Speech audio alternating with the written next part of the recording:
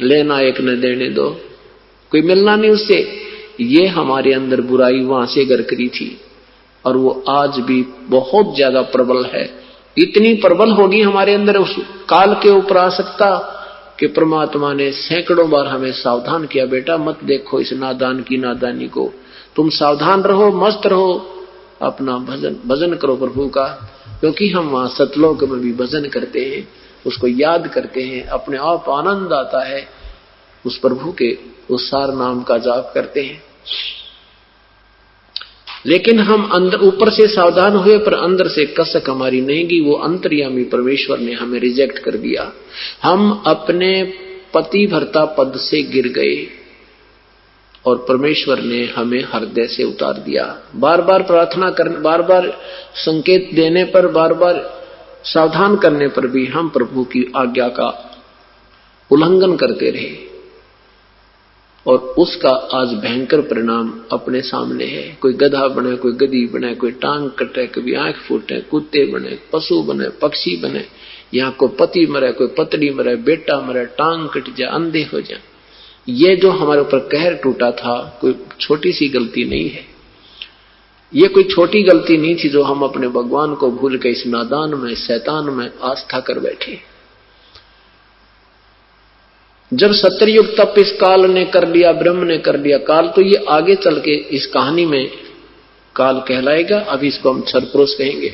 इस क्षर पुरुष ने जब सत्ययुग तप किया, पूरा हो लिया, प्रभु ने कहा कि क्या मांगता है ज्योति निरंजन, तूने 70 युग तक तप किया और तप के बदले केवल राज्य प्राप्त होता है। ज्योति निरंजन ने कहा कि प्रभु मुझे अलग से स्थान दे दो, मैं अलग राज्य चाहता हूं, ये स्थान मेरे लिए कम है। परमेश्वर ने कहा ठीक है पुत्र, तुझे 21 ब्रह्मांड दे देता हूं। जैसे कोई साहूकार पिता अपने पुत्र को 21 प्लाट अलॉट कर दे, ले भाई ये तेरे 21 प्लाट संभाल तू।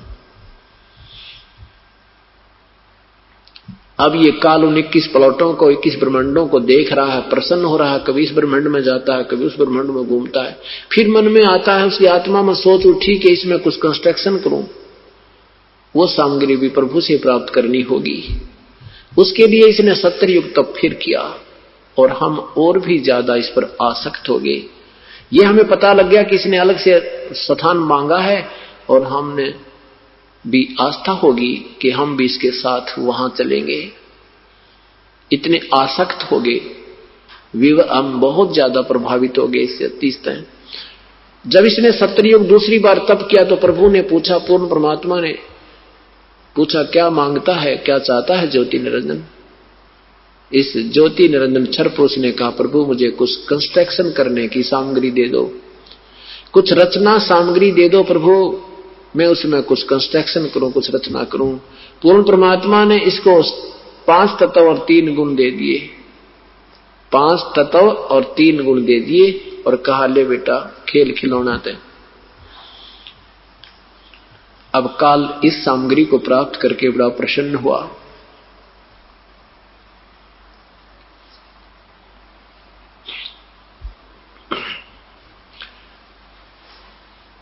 उसके बाद क्या हुआ,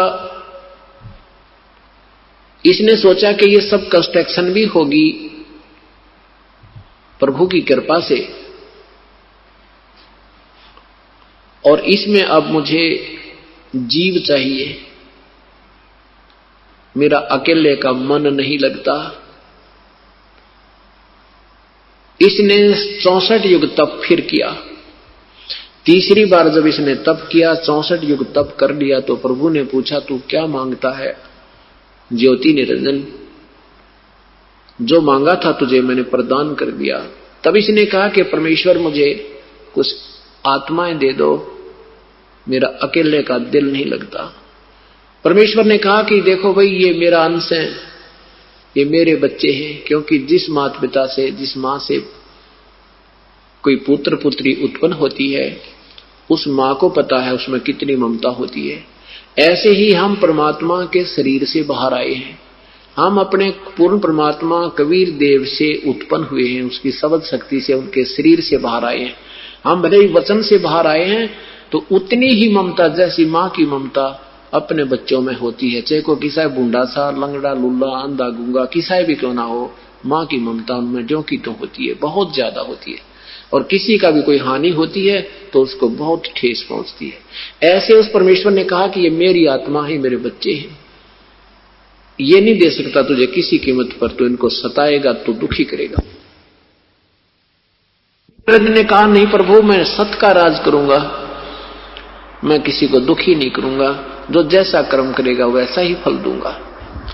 परमेश्वर ने कहा तो एक बात कर, मैं एक बात हो सकती है, अगर वो सब इच्छा से तेरे साथ जाना चाहते हैं तो उनसे पूछ लीजिए, नहीं तो मैं तुझे आज्ञा नहीं, मैं उनको नहीं भेज सकता। सब इच्छा से कोई जाना चाहता तेरे साथ जा सकते हैं, पर फिर भी तू सत का राज करना, किसी को दुखी मत करना, अन्याय मत करना। अब ज्योति निरंजन ये अक्षर पुरुष हमारे पास आया। ज्यों ही ये हमारे पास आया, जैसे हीरो के चारों तरफ बच्चे घूम जाते हैं, हीरोइनों के चारों तरफ घूम जाते, ऐसे हम उस ज्योति निरंजन के चारों तरफ खड़े हो गए। उसने कहा कि मैंने पिताजी से 21 ब्रह्मांड प्राप्त किए हैं, वहां पर ऐसे बनाऊंगा, वहां पर ऐसे हीरे पन्ने जवाहरात के जड़े हुए वृक्ष पर्वत बनाऊंगा, झरने बनाऊंगा, सुंदर बाग बगीचे बनाऊंगा, वहां ऐसे ऐसे आनंदित रहा करेंगे, क्या मेरे साथ चलोगे? हम तो पहले ही तैयार थे। हमने कहा कि यदि प्रभु हमें आज्ञा दे दे तो हम ज्योति निरंजन तेरे साथ चलने को तैयार हैं। तो ज्योति निरंजन ये ब्रह्म, पूर्ण ब्रह्म के पास, कबीर देव के पास आया और कहा कि प्रभु कुछ आत्माएं मेरे साथ चलने को एग्री हैं। परमेश्वर ने कहा कि मेरे सामने हाँ बरवा दे, मेरे सामने कवा दे एक बार उनसे, फिर मैं तेरे साथ भेज दूंगा। पूर्ण परमात्मा हमारे पास आए और साथ में ये ब्रह्म भी वहीं खड़ा था। परमेश्वर ने कहा कि कौन कौन सी आत्माएं हैं जो इस ज्योति निरंजन के साथ जाना चाहते हैं, वो हंस आत्मा दोनों हाथ खड़ा करके स्वीकृति दे। अब अपने भगवान के सामने नई हिम्मत पड़ी, नीची गर्दन करके सभी शांत हो गए। काफी देर सन्नाटा छाया रहा, तो प्रभु ने दूसरी बार कहा, क्यों भाई तुम बोलते क्यों नहीं? ये तो ज्योति निरंजन कह रहा था कि मेरे साथ जाने को सब इच्छा से तैयार हैं, क्यों नहीं बोलते तुम? तब एक आत्मा ने खड़ा होकर के, सबसे पहले एक हंस ने खड़ा होकर के स्वीकृति दी कि मैं जाना चाहता हूं प्रभु इसके साथ। परमात्मा ने उसके नंबर नोट किया। उसके बाद हमने देखा कि अब तो बात बन गई, एक ने नंबर ला दिया, फिर तो देखा हम सभी खड़े हो गए। जितने भी आज इस 21 ब्रह्मांड में चींटी से लेकर हाथी तक, रंग से लेकर राजा तक, पशु पक्षी, जो भी जितनी आत्माएं, मच्छर माखी कीटाणु कुछ भी बने हैं, ये सभी आत्माएं सब इच्छा से इस काल के जाल में फंस गई। परमेश्वर ने कहा ठीक है ज्योति निरंजन, जिन जिन आत्माओं ने तेरे साथ आना चाहा है उनकी मैंने सबके नंबर मेरे कंप्यूटर में आ गए। अब मेरे पास उनके सब नंबर हैं, इनको मैं विधिवत तेरे पास भेजूंगा। भाई तू जा अपने 21 ब्रह्मांडों में। ज्योति निरंजन अपने वही ये ब्रह्मांड वही थे पहले, ये 21 ब्रह्मांड सतलोक में ही थे। तो वहां परमात्मा ने हम सभी को क्या किया, जो सबसे पहले जिस आत्मा ने, जिस हंस ने स्वीकृति दी थी, उसकी एक लड़की बना दी, एक युवा लड़की का रूप दे दिया परमात्मा ने अपनी शक्ति तय, और हम सब जीव आत्माओं को सूक्ष्म रूप में, जीव रूप में, बीज रूप में उस लड़की के अंदर अंतःकरण में प्रवेश करती है। और लड़की से कहा कि बेटी मैं तुझे शब्द शक्ति प्रदान करता हूं, जितने भी जीव ये ज्योत निरंजन कहे तू शब्द से मुख से उच्चारण कर देना, उतने ही सामने ये बच्चे, जवान बच्चे उत्पन्न हो जाएंगे। जितने नर या मादा तू चाहेगी उतने ही उत्पन्न कर सकती है। ये सभी आत्माएं मैंने तेरे अंदर प्रवेश कर दी है। उन 16 पुत्र, प्रथम 16 पुत्र जो थे, उन 16 पुत्रों में से एक का नाम सहजदास है, एक का नाम योग संतान अर्थात योग जीत है। सहजदास से कहा कि सहजदास परमेश्वर ने कहा कि जा सहजदास अपनी बहन को ले जा और ज्योति निरंजन के पास छोड़िया और उसको बता देना कि मैंने इसको सब शक्ति दे दी है, जितने जीव तू कहेगा ये लड़की अपने मुख से उच्चारण कर देगी, उतने ही जीव तेरे यहां उत्पन्न हो जाएंगे। उनका शरीर तेज पुंज का होगा, नूरी शरीर होगा। ज्योति निरंजन उस लड़की को लेकर, जिसका नाम अध्या माया, प्रकृति देवी, अष्टंगी आगे चलकर पड़ा, उसका नाम अध्या माया, प्रथम माया और आधी माया भी बोलते हैं, अष्टंगी भी उसी को कहते हैं, दुर्गा भी उसी का नाम है। उस दुर्गा को लेकर के सहजदास ज्योति निरंजन के लोक में आकर के द्वीप में कहा कि ले ज्योति निरंजन, पिताजी ने इस बहन को भेजा है और जितने सब जीव तू कहेगा उतने ही ये उत्पन्न कर देगी, इसके पास सब शक्ति है। इतना कह करके इस लड़की को वहां छोड़ करके सहजदास वापस आ गया।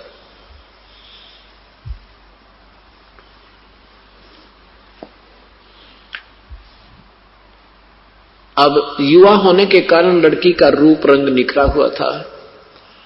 अब ज्योति निरंजन के मन में दोष उत्पन्न हो गया। यहां से ये बात और बिगड़ गई।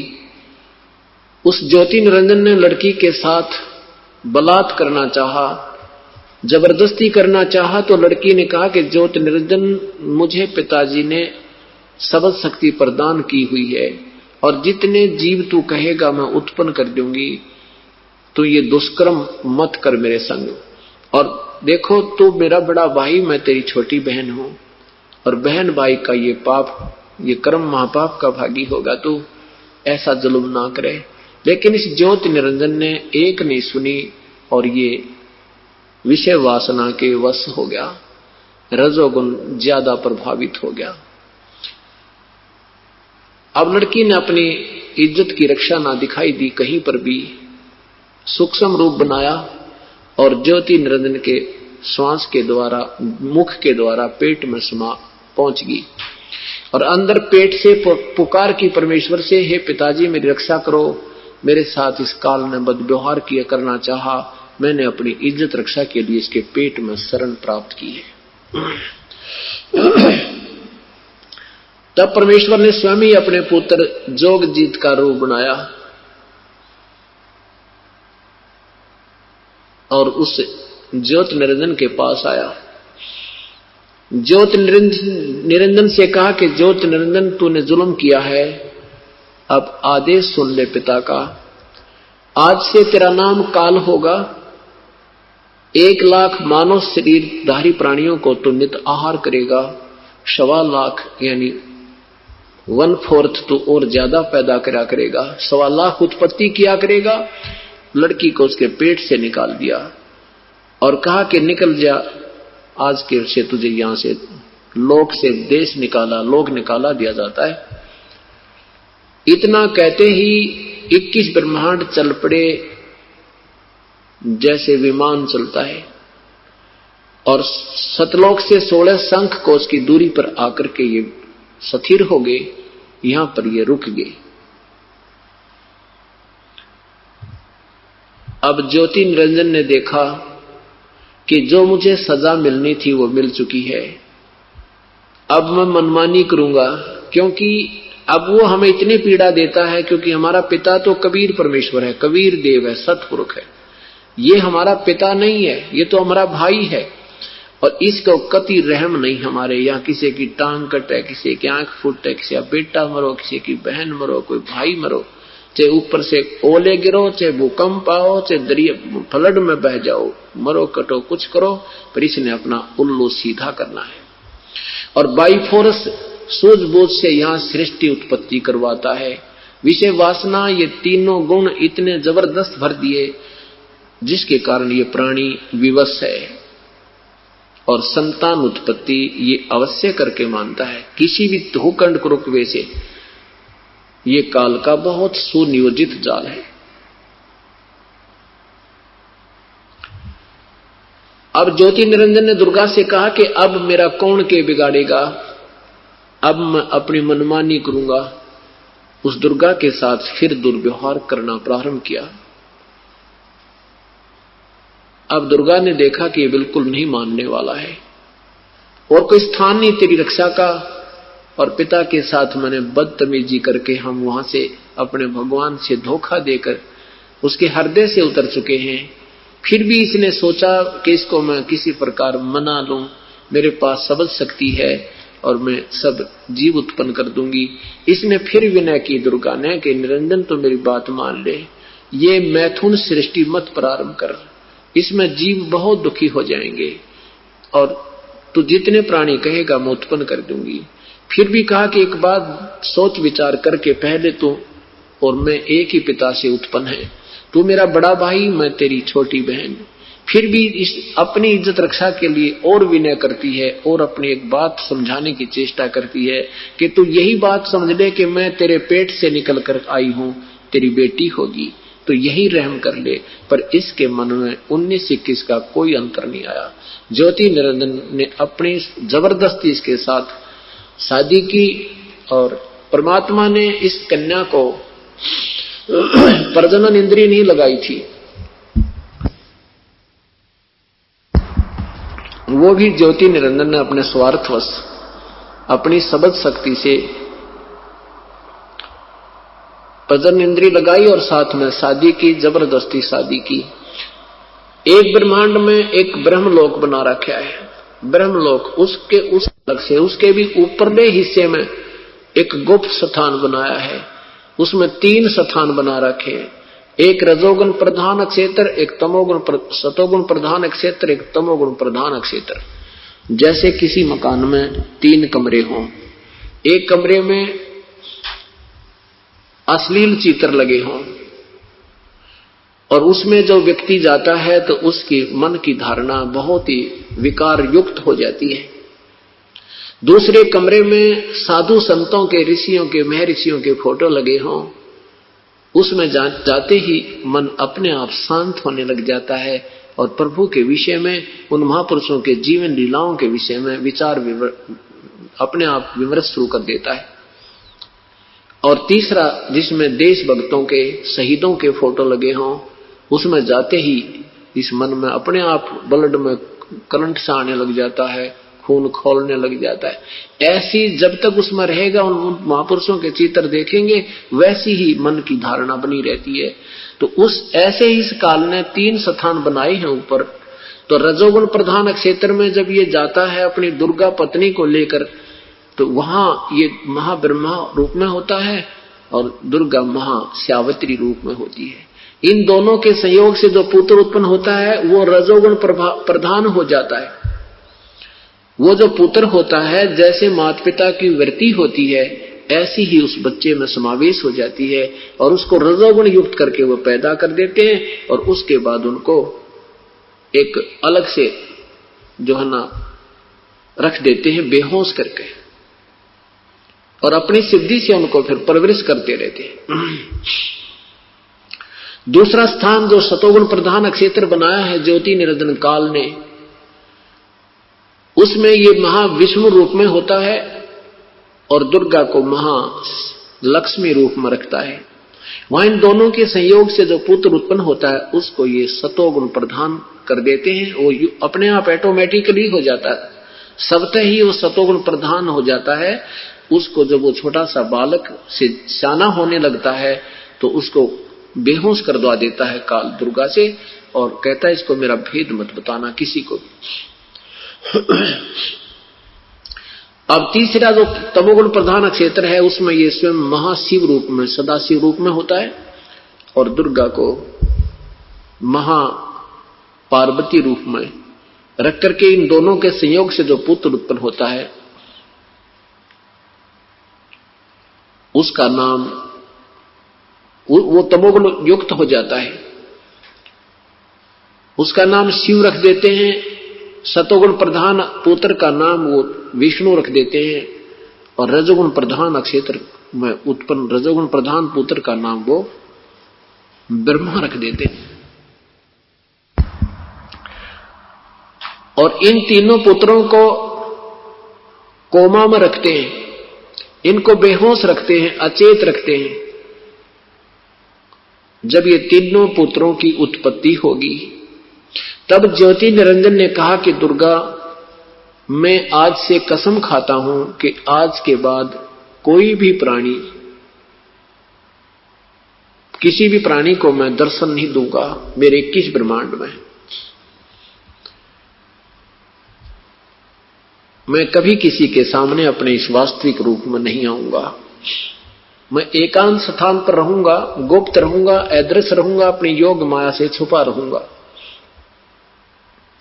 और जब ये बच्चे बड़े हो जावें, जब ये बच्चे जवान हो जावें, तब इन तीनों को सागर मंथन पर भेज देना। जो प्रथम वस्तु निकले वो पहले बड़े पुत्र को देना, प्रथम सागर मंथन में, और दूसरे सागर मंथन में हो फिर उनको एक एक वस्तु बांट देना।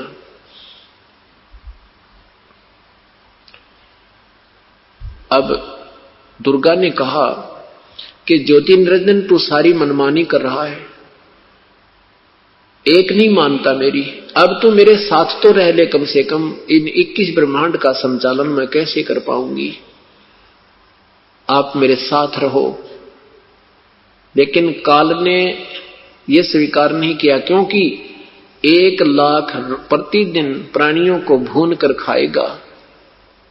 ए भगवान, उसको कोई देख ले तो यहां रह नहीं सकता प्राणी, या किसी चीज में आस्था नहीं रहेगी उसकी, कि ये सब यहां फंसाने का कारण है, हमें यहां रोके रखने के लिए अस्थायी एक अक्षणिक सुख दिखा रखा है काल ने।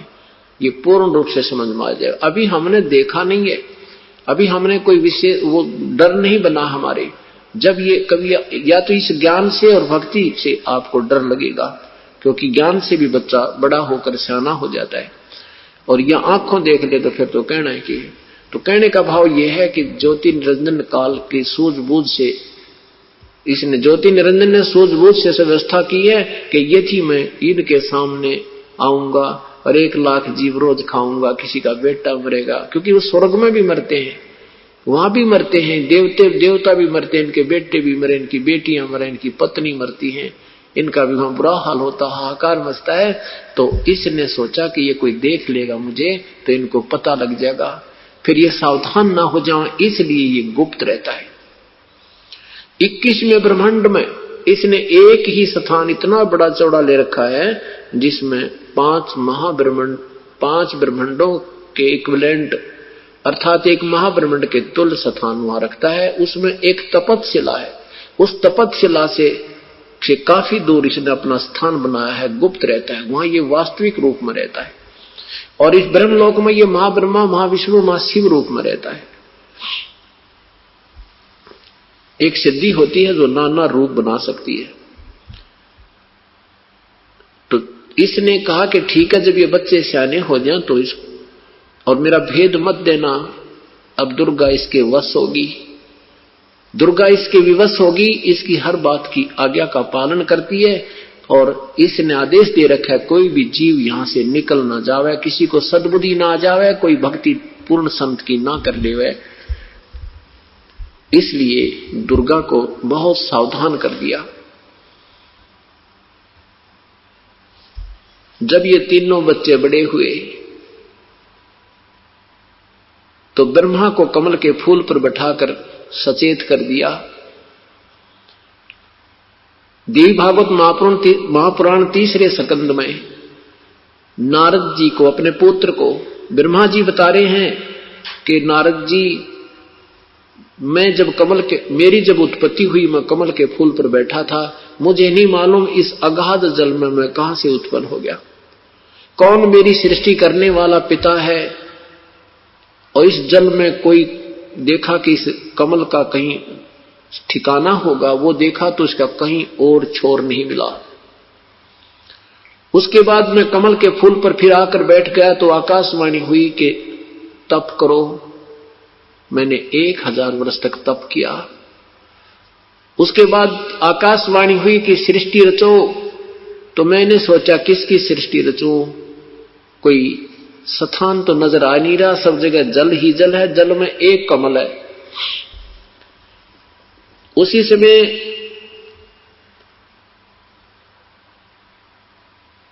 मधु और कैटब नाम के दो राक्षस मुझे आते दिखाई दिए। उनके डर के मारा मैं कमल का डंठल पकड़कर नीचे उतर गया पूरी स्पीड में।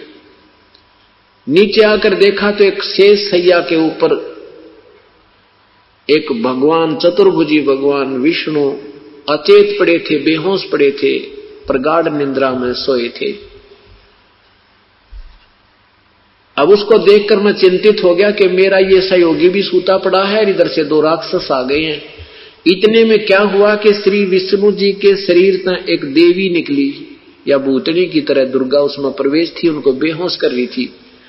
भगवान श्री विष्णु जी को बेहोश कर रखा था। उसमें से दुर्गा बाहर निकली और सामने आकाश में एक सुंदर रूप के स्त्री रूप में दिखाई देने लगी। ब्रह्मा जी ने कहा कि जब वो योग निंद्रा माया भगवान विष्णु के शरीर से बाहर निकल गई, ऊपर आभूषणों युक्त मुझे दिखाई देने लगी, तब श्री हरि यानी भगवान विष्णु उठ गए, जाग गए। मधु और कैटब के साथ उन्हें 5000 वर्ष युद्ध करके उनको मारा। इतने में भगवान शंकर भी वहां आ गए, हम 3 हो गए। तब आकाश में दुर्गा हमें दिखाई देने लगी। दुर्गा ने कहा कि बेटा तुम मेरा कार्य करो, उत्पत्ति, सतीथि और संहार तुम तीनों का कार्य है। तब हमने कहा हे माता, कहीं पृथ्वी नजर नहीं आ रही है, हम इस कार्य को करने में कैसे सफल होंगे। तब दुर्गा मुस्कुराई और उसने कहा कि बच्चों मैं अब तुम्हें एक अद्भुत दृश्य दिखाती हूं। इतने में आकाश से एक विमान आया। दुर्गा ने हमें कहा कि तुम तीनों इस विमान में प्रवेश करो, विराजमान हो। हम दुर्गा की आज्ञा का, हम माता की आज्ञा का पालन करके उसमें विराजमान हुए विमान में। दुर्गा ने यानी उस देवी ने अपनी शक्ति से विमान को आकाश में उड़ा दिया। जिस लोक में हमारा विमान पहुंचा वहां एक ब्रह्मा और विराजमान थे। ये देवी भागवत महापुराण 3रा स्कंद सुना रहा हूं आपको। गीता प्रेस गोरखपुर से प्रकाशित, आप घर जाकर भी पढ़ सकते हो। वो दूसरा ब्रह्मा कौन था? ये काल था। ये महाब्रह्मा महाविष्णु महाशिव रूप में ब्रह्मलोक में रहता है और इनका भ्रम निवारण करने के लिए कहीं ये प्रभु ना पाक जावे, अपने आप को समर्थ मान के यहां मार ना खा जावे, इसलिए इनका भ्रम पहले ही निवारण कर दिया कि तुमसे अलग भी कोई शक्ति और है। ब्रह्मा जी बता रहे हैं अपने पुत्र नारद को कि उस दूसरे ब्रह्मा को देख करके श्री विष्णु और श्री शंकर जी ने मुझसे पूछा कि हे चतुरानन, ये दूसरे ब्रह्मा कौन है? मैंने कहा कि मुझे नहीं मालूम ये कौन है दूसरे ब्रह्मा। ए भगवान, मैं कौन हूं, ये कौन है, मुझे कोई मालूम नहीं। इतने में हमारा विमान दूसरे स्थान पर पहुंचा। वहां पर एक शिवजी और एक सुंदर भवन से निकला। नंदी वृषभ पर सवार था, 3 नेत्र थे। उस दूसरे शंकर को देख करके हमारे साथ बैठे हुए शिवजी भी चक्कर में पड़ गए, कहने के ये दूसरा शंकर कौन है। इतने में हमारा विमान तीसरे स्थान पर पहुंचा जहां पर एक विष्णु और विराजमान था। उस दूसरे विष्णु को देखकर हमारे साथ बैठा हुआ विष्णु भी असमंजस में पड़ गया कि ये दूसरा विष्णु कौन है। इतने में हमारा विमान आगे चला। एक सुंदर द्वीप, एक बहुत बड़े समुद्र में पहुंचा। वहां एक सुंदर द्वीप था, उस पर एक मनोहर पलंग बिछा था, उस पर एक दिव्य रमणी बैठी थी। उस देवी के पास जाकर के हमारा विमान रुक गया। हम विमान से नीचे उतरे। पहले तो हमने कहा कि हम नहीं जानते इस देवी के विषय में, ये कौन स्त्री है। तब भगवान विष्णु ने ध्यानपूर्वक देखा कि हो ये तो अपनी माता है, और इसको मैंने देखा था जब मैं छोटा सा बालक रूप में था। ये मुझे पालने में झुला रही थी, मैं अपने पैरों के अंगूठों को चूस रहा था। इतना तो मुझे याद है, क्योंकि इस काल ने वो इसको दृष्टि दे दी विष्णु जी को, कि इन्होंने अपने बचपन की याद आ गई। उसके बाद भगवान विष्णु ने दुर्गा की स्तुति की, स्वरूपा हो, ये संसार तुम्ही से उद्भासित हो रहा है। मैं ब्रह्मा तथा विष्णु, हमारा तो आविर्भाव और जन्म, आविर्भाव माने जन्म और तिरोभाव में मृत्यु होती है, हम अविनाशी नहीं है। तुम ही अविनाशी हो, प्रकृति देवी हो, सनातनी और प्रकृति देवी हो। भगवान शंकर ने कहा कि हे माता, जब आप ही से ब्रह्मा भी उत्पन्न हुए हैं, आप ही से विष्णु जी की भी उत्पत्ति हुई है, तो ये तमोगुण लीला करने वाला शंकर क्या तुम्हारी संतान नहीं हुआ? अर्थात तू मेरी भी मां है। अब इनको अब धीरे धीरे पता लगने लगा कि हमारी मां कौन है। पिता का अब भी कोई पता नहीं। तीनों देवा उसको ध्यावे, निरंजन का वो पार न पावे। अभी भी इनको नहीं मालूम कि वास्तव हमारा पिता साकार है कि निराकार है। अब दुर्गा से ब्रह्मा जी ने पूछा कि हे माता, बाद में जब वेद प्राप्त हुए, वेदों को पढ़कर ब्रह्मा ने पूछा कि हे माता, ये वेदों में लिखा है कि एक ब्रह्म है, ये ब्रह्म आप ही हो या कोई और पुरुष है? दुर्गा ने कहा, बेटा ये और मैं एक ही है, तुम्हारी बुद्धि बालक है, इस करके तुम्हें दो नजर आ रहे। फिर आगे चल के उसी देवी भागवत महापुराण में लिखा है कि तुम तीनों के तीनों अब मेरा कार्य करने के लिए जाओ, और मेरा और उस ब्रह्म का, मेरा और उस सनातन परमात्मा अर्थात ब्रह्म का तुम सदा ध्यान रखना। हम दोनों का तुम स्मरण करते रहोगे, तुम्हारा कोई भी कार्य करने में कोई भी अड़चन नहीं आएगी। यानी वहां दो सिद्ध कर दिए, क्योंकि यहां इस काल ने दुर्गा को सतर्क रखा है कि मेरा भेद मत देना। और फिर भी इसको बताना पड़ा कि वो परमात्मा भी कोई और है, यानी ब्रह्म भी है और मैं भी हूं।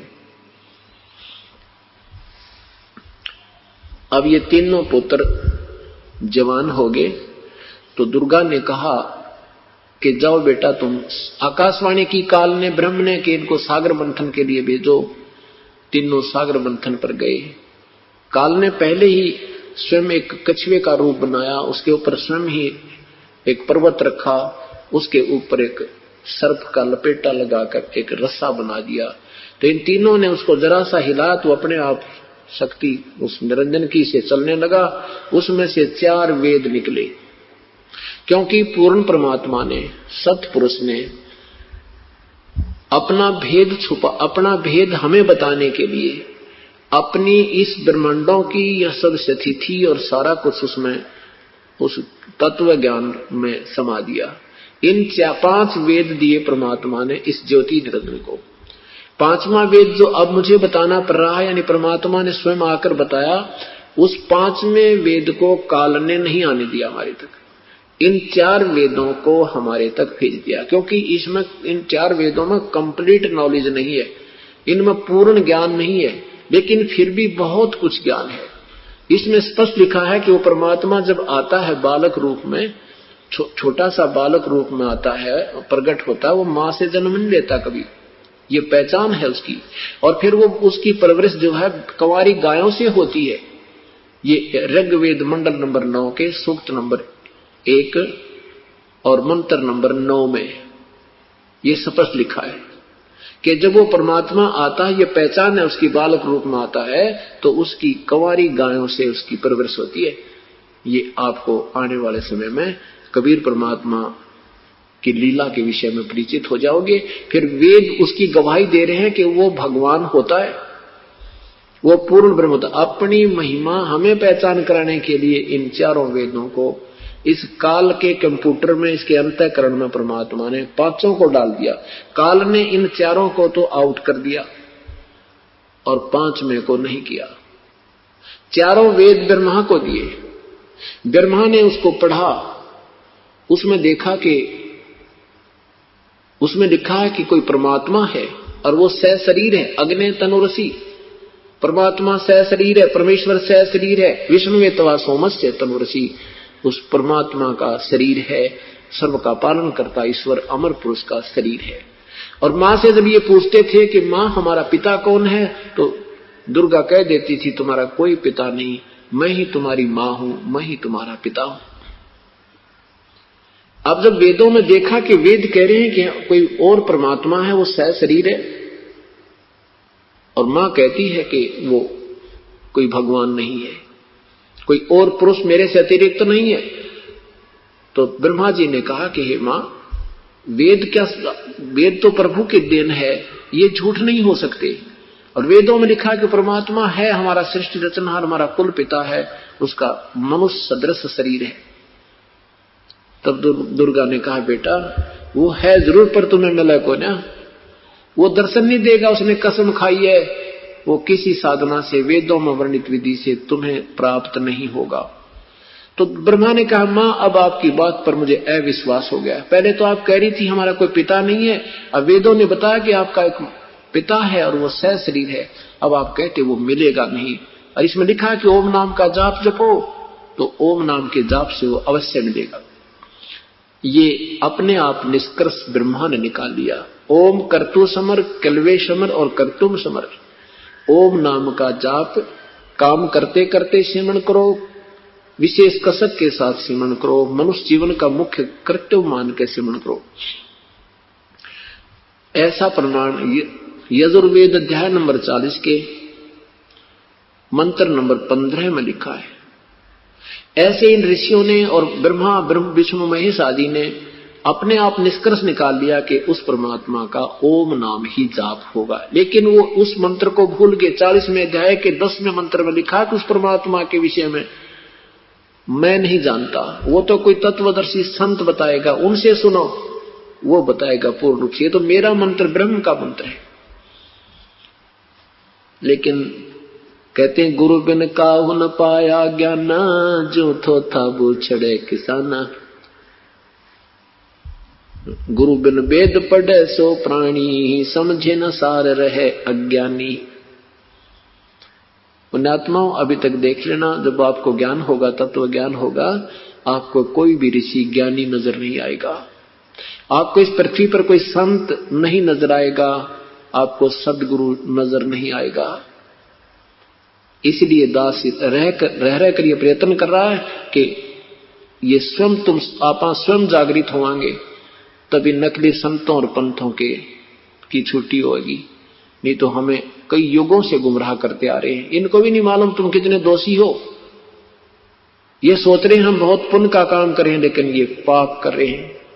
करते हैं पुण्य होत है पापम। ये करते दिखे पुण्य और कर रहे हैं पाप।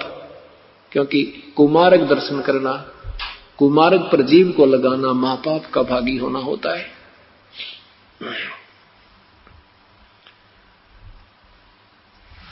अब ब्रह्मा ने कहा कि मां मैं आपकी बात को नहीं मानूंगा और मैं पिता के दर्शन करके ही रहूंगा। दुर्गा ने कहा बेटा यदि तुझे पिता के दर्शन नहीं हुए तो तू क्या करेगा? कि मैं तुझे शकल नहीं दिखाऊंगा। इतना हठ करके और एकांत स्थान में पहुंच गया, वहां बैठ गया समाधि लाके, ध्यान लगाऊंगा।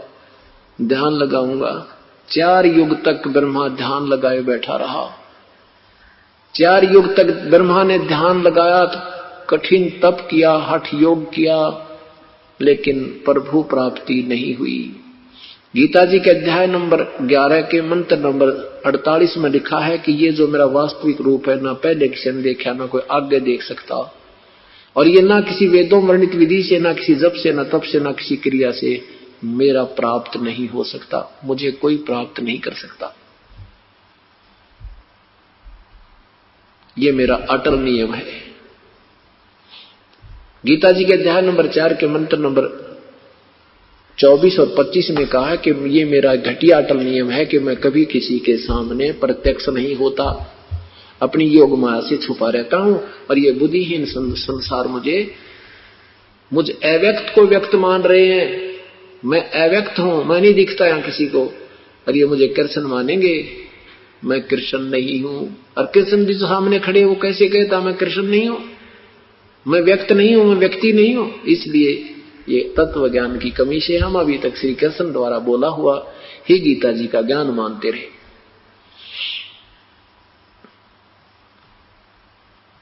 अब 4 युग तक जब समाधि लगा करके ध्यान मस्त होकर के ब्रह्मा बैठा रहा, कुछ भी प्राप्ति यानी वो प्रभु के दर्शन नहीं हुए। ये अंदर शरीर में जब ये प्रवेश कर जाता है तो इसमें पूरे ब्रह्मांड का चित्र है, जैसे टीवी के ऊपर चैनल बने होते हैं, जैसे टेलीविजन में चैनल होते हैं, जौन सा ऑन हो गया उसी का कार्यक्रम आपको दृष्टिगोचर हो जाता है। ऐसे ही शरीर में जब ध्यानस्थ प्राणी हो जाता है तो कोई भी ऑटोमेटिकली कोई भी उसके अभ्यास से कुछ चैनल ऑन हो गया तो उसको देखते देखते यू हजारों वर्षों तक बैठा रहता है। ना वो तो बैठा नहीं जा सकता, यो मन एक सेकंड भी ना टक है। ये जो समाधि लगाते हैं ये कोई नचले नहीं टकते, ये शरीर सथिल है, बैठा है आसन पे है, लेकिन मन तो बकवाद ऊपर न्योकी में देख रहा है। और उसमें ईश्वर के नाम से बैठने से तप बन जाता है और तप से सिद्धि और राज्य प्राप्त होता है। तप से राज राज मदमानम जन्मती सरे सुकर सवानम। तपेश्वरी सो राजेश्वरी, राजेश्वरी सो दर्केश्वरी। अब ज्योति निरंजन ने दुर्गा को आकाशवाणी की कि सृष्टि क्यों नहीं रच रहे तुम। दुर्गा ने कहा कि तेरा ज्येष्ठ पुत्र ब्रह्मा आपकी तलाश में हट करके गया है, मेरी नहीं माना। ज्योति निरंजन ने कहा कि उसको वापस बुला लो और कह दो मैं किसी को दर्शन नहीं दूंगा। दुर्गा ने अपने पति के आदेश से अपने सबल शक्ति से एक लड़की उत्पन्न की, उसका नाम गायत्री रखा। गायत्री से कहा जा बेटी तू अपने भाई ब्रह्मा को उठा कर ला, वो समाधिस्थ है, उसके चरण छूना, चरण छूते उसकी समाधि टूट जाएगी। क्योंकि जब हम सतलोक से आए थे हम सभी में सिद्धि थी, शक्ति थी। ये तो बाद में हम डिस्चार्ज कर दिए काल ने यहाँ पे। अब हर युग में जब मनुष्य होता है हमें फिर चार्ज करनी पड़ती है। कोई तप करता है, कोई जप करता है, कोई कुछ करता है, कोई ओम नाम का जाप करता है, कोई हठ योग करता है, और फिर स्वर्ग में डिस्चार्ज होकर के हम फिर आ जाते हैं। वहां खर्च कराते हैं, फिर आके फिर चार्ज करते हैं, फिर अपना आकाश मोड़ते रहते हैं। कोई सिद्धि प्राप्त कर ली, कोई पशु बने, कभी नरक में गए। ये व्यवस्था हमारी काल ने कर रखी है। तो गायत्री ने जाकर के ब्रह्मा जी के चरण छुए, चरण छूते उसकी समाधि टूट गई। सामने युवा लड़की को देखकर ब्रह्मा ने कहा कि तू कौन उल्टा आ गई, मेरे तप को भंग करने के लिए मैं तुझे साप देता हूं। गायत्री ने कहा कि मुझे साप बाद में देना, पहले मेरी बात सुन लो, मेरा दोष हो तो मुझे श्राप देना। कहा कि मां ने बुलाया है, आपके बिना जीवों की सृष्टि नहीं हो पा रही है और मैं तो केवल मां का आदेश लेकर आई हूं, मेरा कोई दोष नहीं है। तो ब्रह्मा ने कहा गायत्री मैं कैसे चलूं, मां के सामने मैं वचन कहकर आया हूं कि मैं या तो पिता के दर्शन करके आऊंगा, और नहीं दर्शन हुए तो तुझे शकल नहीं दिखाऊंगा, और 4 युग हो गए मुझे पिता के दर्शन नहीं हुए। अगर तू मेरी झूठी गवाही दे दे कि मुझे पिता के दर्शन हो गए तो मैं मां के सामने जा सकता हूं, नहीं तो मुझे शर्म लगती है। गायत्री ने कहा चलो ठीक है, मां का आदेश है कि उसको लाना है हुकंड पूर्वक तरीके से, किसी प्रकार एट एनी कॉस्ट, किसी भी कीमत पर उसको उठा के लाना है। तब गायत्री ने एक शर्त रखी, अभद्रसी। ब्रह्मा ने स्वीकृति दी। अपना एक और गवाह बनाने के लिए गायत्री ने अपनी सबर शक्ति से एक लड़की उत्पन्न की, उसका नाम पौपवती रखा। उससे भी कहा कि तुम हमारी ये गवाही दे देना कि ज्योति निरंजन को, ब्रह्मा को उनके पिता के दर्शन हुए। अब पौपवती ने भी सोचा कि मैं झूठा हां भर दूंगी और ये फिर कह देंगे इसी ने झूठ बोला, हमने कहा नहीं, तो कहीं ये मेरी अकेले की पिटाई ना हो जाए। तो इसने भी एक ऐसी शर्त रखी, अभद्र सी। तो ऐसे इन्होंने एक दूसरे को सहयोग दिया और फिर तीनों के तीनों माता के पास आ गए। दुर्गा ने पूछा क्यों बेटा तुझे तेरे पिता के दर्शन हुए? ब्रह्मा ने कहा हां मुझे पिता के दर्शन हुए मां। भाई कोई प्रमाण, कोई चिन्ह बता। ब्रह्मा ने कहा कि ये दोनों मेरे गवाह हैं, इनके सामने दर्शन दिए पिता ने। दुर्गा ने पूछा क्यों? भवभूति और गायत्री से पूछा। दोनों ने स्वीकृति दे दी, हाँ मेरे सामने पिता के दर्शन हुए।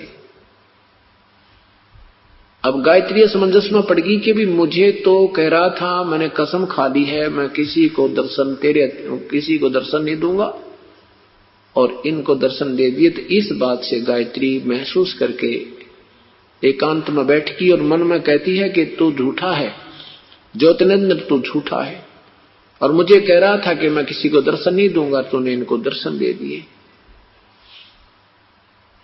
आकाशवाणी की ज्योति निरंजन ने कि तीनों झूठ बोल रहे हैं, मैंने कोई दर्शन नहीं दिए।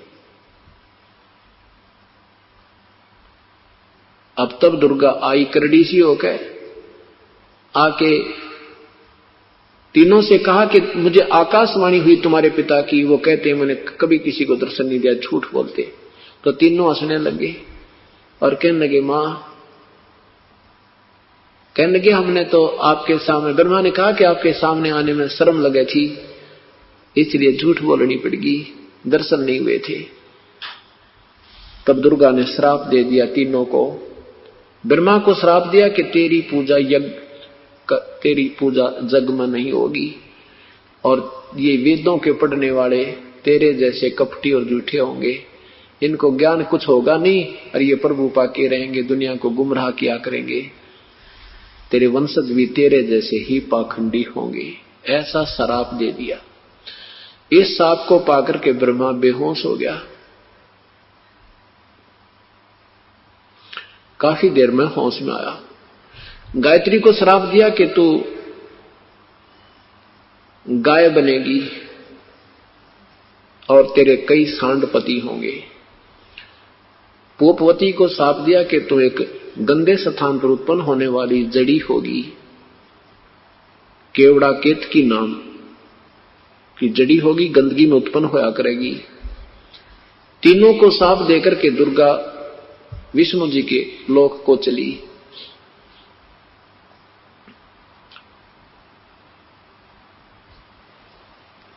विष्णु जी को जाकर कहा कि विष्णु तू भी अपने पिता के दर्शन प्राप्ति के लिए यत्न कर ले, कहीं बाद में समाधि लगा बैठे।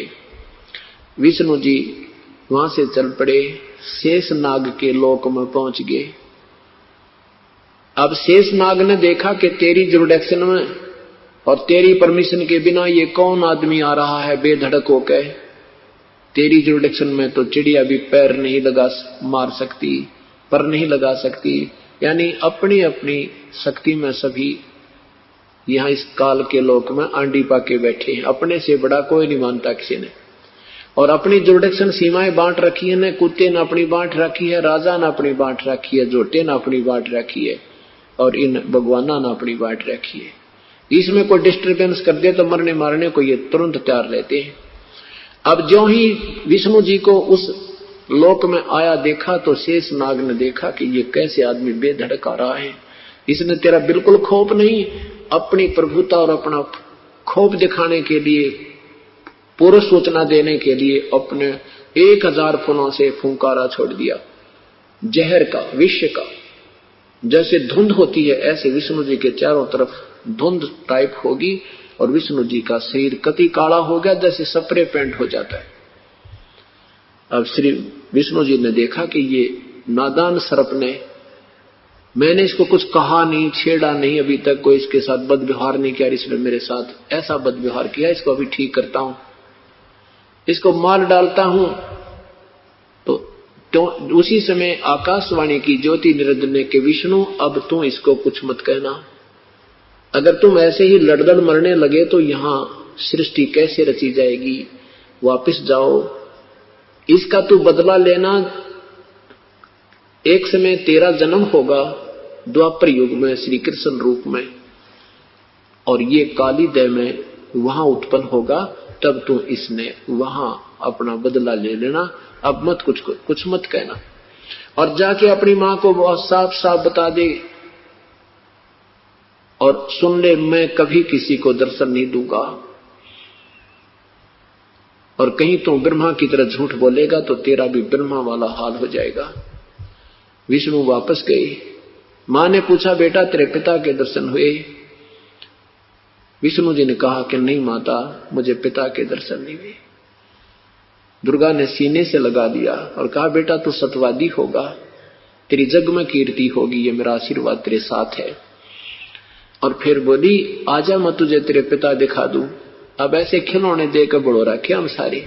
विष्णु जी से कहती है कि ध्यान लगा तेरे शरीर में, पहुंच यहां सहस्रार कमल में। सहस्रार कमल में पहुंचा तो वहां कहते जलमल जलमल जो जलमल जलमल जलमल होई, और यही तेरा पिता ज्योति निरंजन सोई, कि ये तेरे पिता के दर्शन है, बस बेड़ा पार हो गया तेरा। अब विष्णु जी प्रसन्न हो गए कि मुझे पिता के दर्शन प्रकाश रूप में हो गए, वो ज्योतियां देख ली। तो ब्रह्मा वापस विष्णु जी ने कहा मां मैं अति प्रसन्न हूं। उसके बाद दुर्गा शिव के पास गई, शिव के लोक में। शिव जी से कहा बेटा तो भी अपने पिता के दर्शन करने की ट्राई कर ले, तेरे 2 भाइयों को तो मिला नहीं। अब शंकर भगवान इस बात में समझदार निकले कि जब मेरे 2 भाइयों को पिता नहीं मिले तो मैं क्यों व्रत प्रयत्न करूं।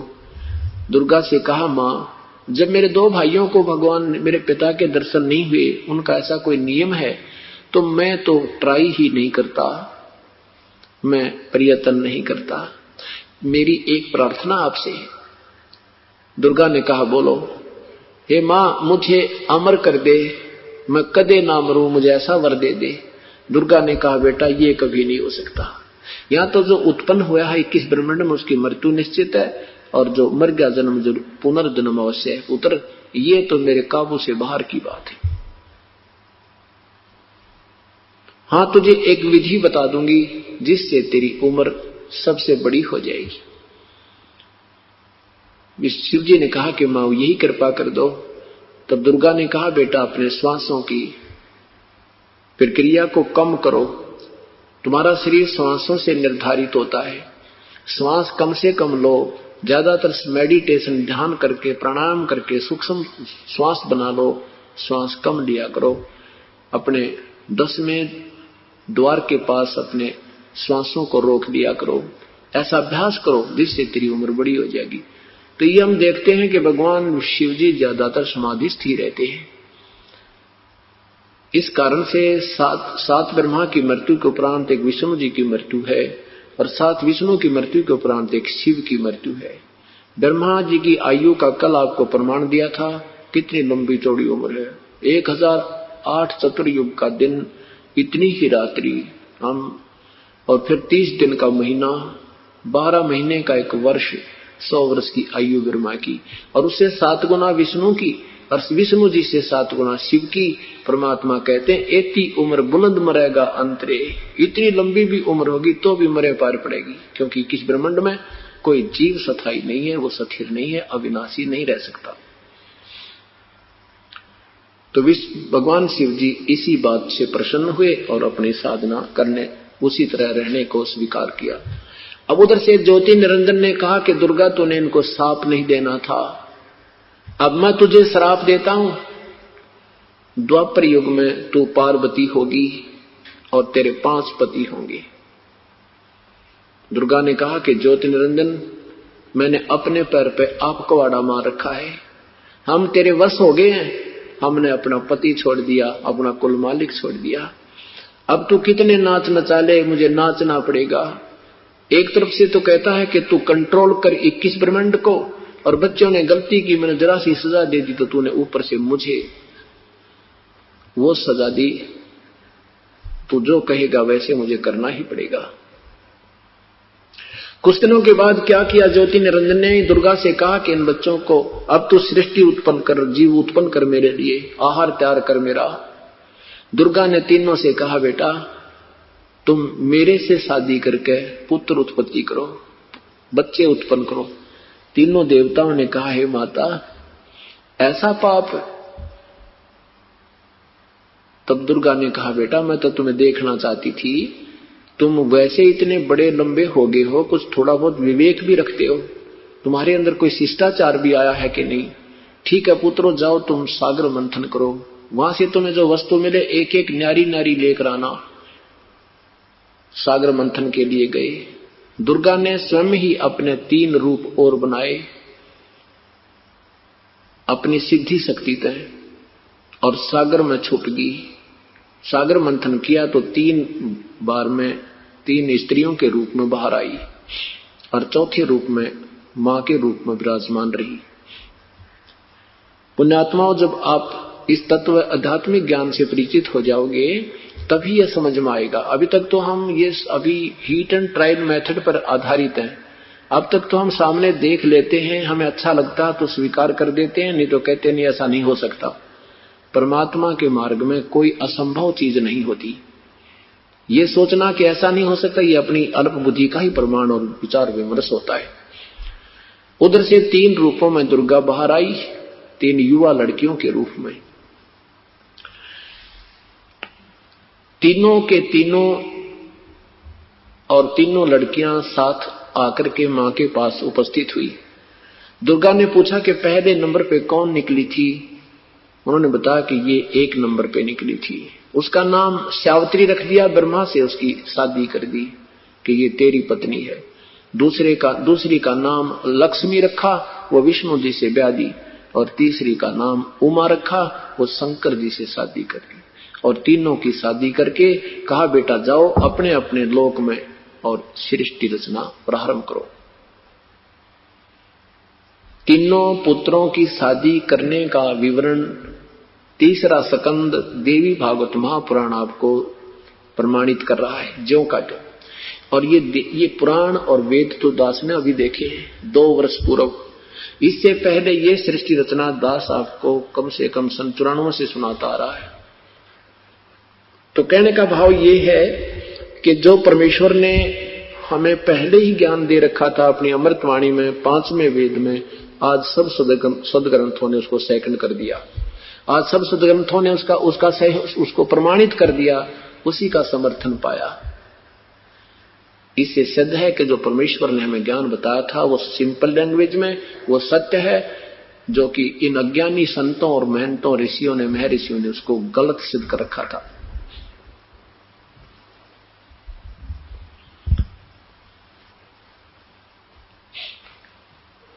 अब यहां से ये सुर और असुर उत्पन्न होने शुरू हुए। ब्रह्मा जी के वंशज ऋषि ब्राह्मण कहलाने लगे। ये अलग अलग तीनों की व्यवस्था होगी और सुर और असुर यानी देव और राक्षस भी उन्हीं के वंशजों से बन गए, क्योंकि जिन्होंने मंत्र वही याद किए, जाप किए, उनमें सिद्धियां आ गई, विकार त्यागे नहीं, बुराई करते रहे, शराब मदिरा पीते रहे, मांस खाते रहे, उनको राक्षस कहने लगे। तो पहले शराब मांस तमाकू प्रयोग करता था, भांग खाता था, नहीं मानता था, बार बार कहने से तो उसको गांव से निकाल देते थे। उस घर के सदस्य को गांव से अपने घर से निकाल देते थे, गांव से निकाल देते थे कि ये तो औरों को भी खराब करेगा। तो फिर वो जंगल में मन मर्जी करते थे और उनके साथ द्वेष करते थे अन्य के साथ, इसलिए वो राक्षस पदवी पर आ जाते थे। अभद्र व्यवहार करते थे, खाने पीने में कोई कंट्रोल नहीं करते थे और साथ में जाप भी करते रहते थे, सिद्धियां भी प्राप्त करते रहते थे। इस प्रकार ये बातें बिगड़ गई। अब यहां परमात्मा सुना रहे हैं धर्मदास जी को ये सृष्टि रचना के विषय में। अब परमात्मा अपनी साधारण वाणी में जो पहले ही हमें वर्णन किया था वो सुनाते हैं, सुनाया था उसको आपको सुनाते हैं। धर्मदास ये जग बोराना, कोई न जाने पद निर्वाणा। धर्मदास जी को परमात्मा कह रहे हैं, धर्मदास ये सारा संसार विचलित है, ना ब्रह्मा को मालूम, ना विष्णु जी को मालूम, ना शिव जी को मालूम। इनको स्वयं नहीं पता हम कहां से उत्पन्न हुए, हम कौन हैं। ये काल का एक भयंकर जाल है। ये आम जीव के समझेगा, नादान ये महर्षि बने फिर, ये संत ये सुने सुनाई दंत कथा सुना कर दुनिया को पीछे लगा बैठे, इनके पास खाक नहीं है। खुद ब्रह्मा विष्णु महेश को मालूम नहीं तो इनके उपासकों को क्या ज्ञान हो सकता है। स्वयं शिक्षित समाज अब विचार करेगा। धर्मदास ये जग बोराना, कोई न जाने पद निर्वाणा। यही कारण मैं कथा पसारा, जग से कहिए एक राम न्यारा। इन सब से अलग है वो प्रभु। अभी तक इस निर्वाण पद को कोई नहीं जानता, वास्तव पूर्ण मोक्ष मार्ग को नहीं कोई जानता। सब विचलित हैं, अपनी अपनी दंत कथा सुना रहे हैं। इसलिए मैंने तुझे ये कथा विस्तार से सुनाई है। यही कारण मैं कथा पसारा, जग से कोई एक राम नियारा।